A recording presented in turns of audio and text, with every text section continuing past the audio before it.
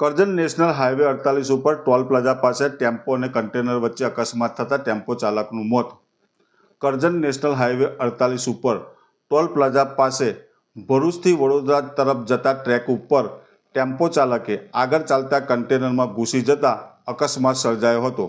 ધડાકાભેર tempo કન્ટેનરમાં ભટકાતા tempo ચાલક કેબિનમાં ફસાઈ જવા પામ્યો હતો.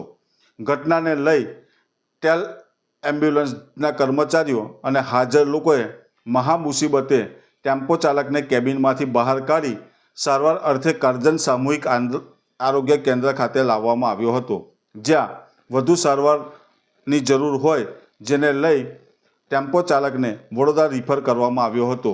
અતિ ગંભીર રૂપે ઘાયલ થયેલ ટેમ્પો ચાલકનું સારવાર દરમિયાન મોત નિપજતા ઘટના અંગે કરજણ પોલીસે ગુનો નોંધી તપાસ હાથ ધરી છે.